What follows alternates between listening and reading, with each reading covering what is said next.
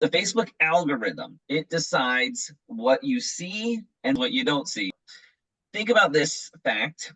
You, like me, probably have hundreds of friends on Facebook, and you probably follow many pages and you're involved in many groups. I have over 100 groups. I really hate that about myself. I need to get out of them.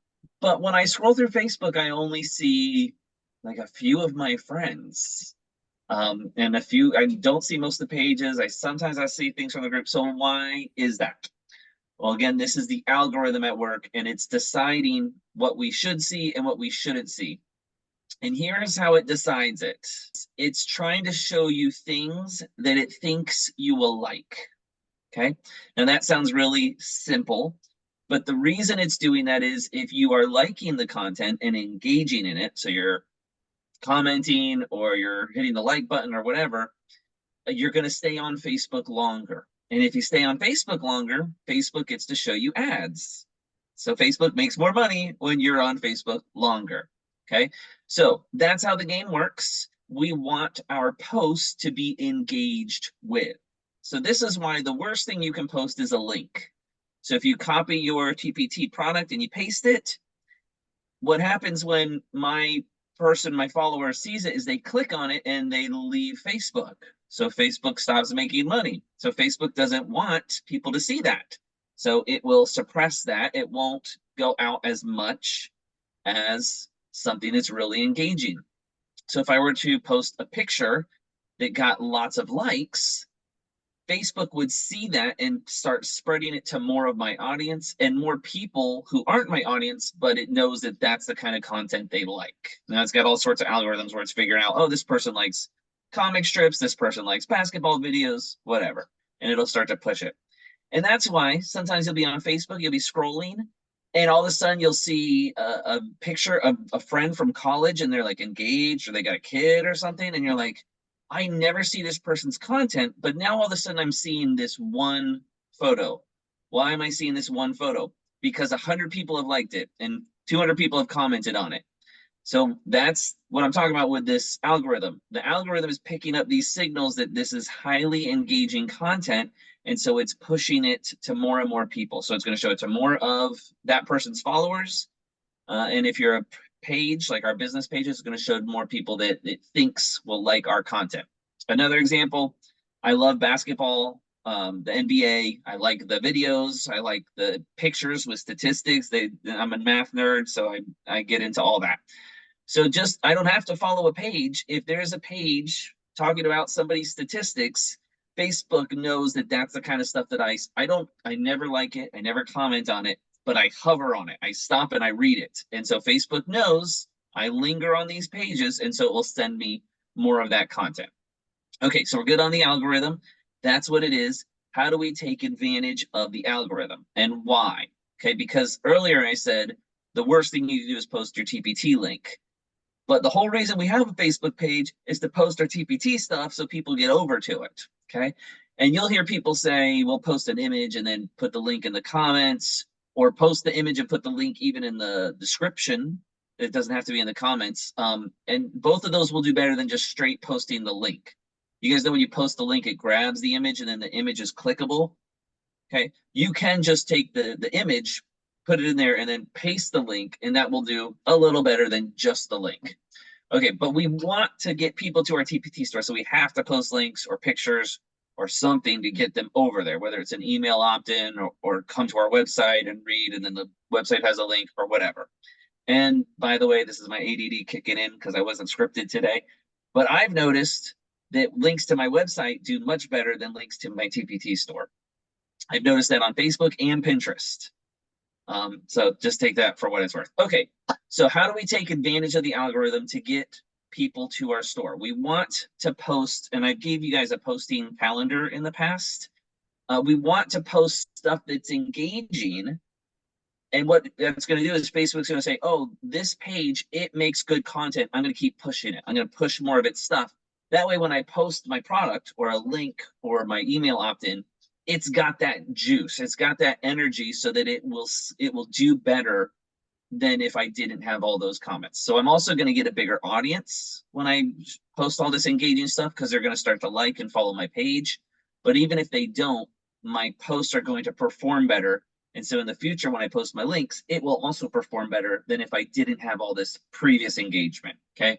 So I don't know, think of it like the power-up bar in a video game. You got all this energy. So then when you post that link post, it's still riding that, I'm mixing my metaphors, riding that wave of energy. Usually the most engaging content you can post are conversation starters. So you ask a question and then people will respond. Okay, have you ever experienced this? If you not, go into one of my Facebook groups and post a question. It will do really well, and you'll see how many people can comment. Okay, so pictures are good, infographics are great, but what really works well is something that pulls at someone's emotion. So it's funny, it's sad, it's sentimental, or something they will comment on. So here's what I'm going to give you to help you on your journey. So I made all these conversation starters for you. How many we got? 26, okay? So I've told you to post at least one a week. So if you do one a week, this is half a year. If you do 2 a week, it's less, it's like 13 weeks. What you're gonna do is you're going to just take it and you're gonna change what's here to a question for your niche or for your time of the year, or you can use the ones that's there, it's fine. You can use these, especially a lot of these are first year stuff because I made them for now. And then you're just going to post them. And we know how to change our brand colors, right? Where we just hit this button and it changes to different colors in our brand. So I've made templates for you and I've given you questions.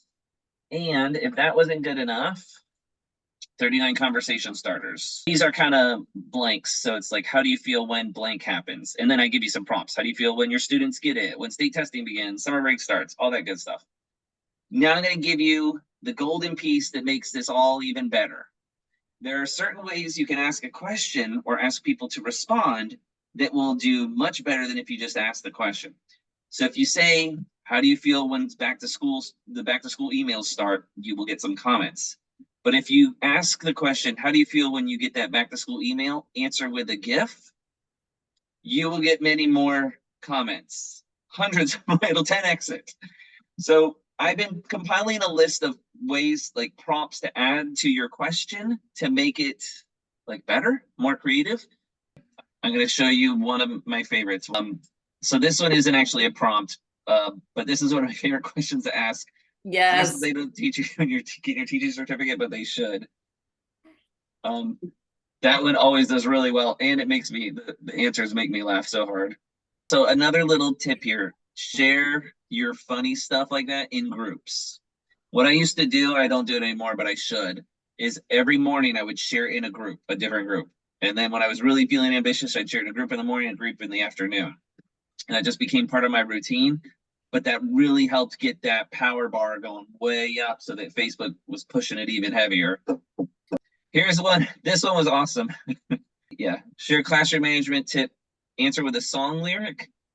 And I did another one where I said, oh, here it is. Oh, that was perfect. Bad advice only. This was really good. I had, yeah, you see 473 comments. So here's the prompts I use, and I'll type them and I'll put them in here, but I'm going to rate them to you. If you guys think of any more, share them. Answer with a GIF, answer using only emojis, share a pic.